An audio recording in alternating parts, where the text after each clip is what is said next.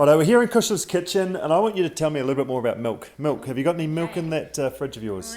It's a pretty clean fridge. I'll just peek in there. So tell me more about the milk that you've got in your fridge. So I have the yellow top mainly because I don't drink a huge amount of milk. So when I do drink it, I want to make sure I'm getting heaps of calcium and protein in that serving. Okay. Yeah. Yeah. So calci, or the yellow top milk, is basically fortified with extra calcium, and it's more concentrated with the protein as well. So it's kind of more bang for your buck.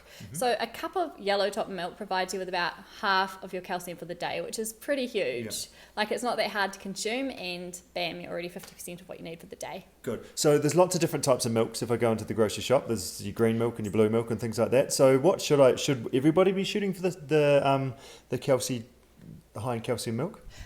I think if you're struggling to get your calcium requirements in, which many people do, it is a good option. However, it comes down to preference because it is calci trim.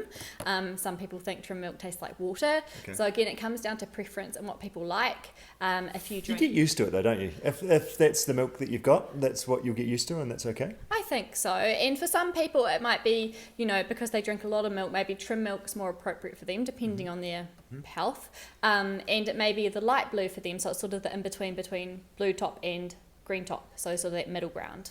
Should we steer away from the blue milk, or should we go for green milk? Like, I've done green milk, but then probably do more blue milk at the moment. Yeah, it depends on context, and I think how much you're consuming. Like, if you're drinking like a litre of blue top milk a day, that could be quite a significant amount of saturated fat and, I guess, energy density in there.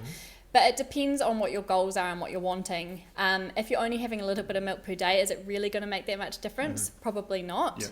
Yeah. And I think the difference between fat content in trim milk and full fat milk is like a matter of grams, like not that much. Not that much compared to, in terms of eating in other ways and getting the saturated fat. Yes, but again, like I was saying, if you're consuming a lot of it, that's where those changes may become quite significant if you're swapping milks. Brilliant. Yeah. Good stuff. Cool. Well done. Thanks, Krista. You're welcome.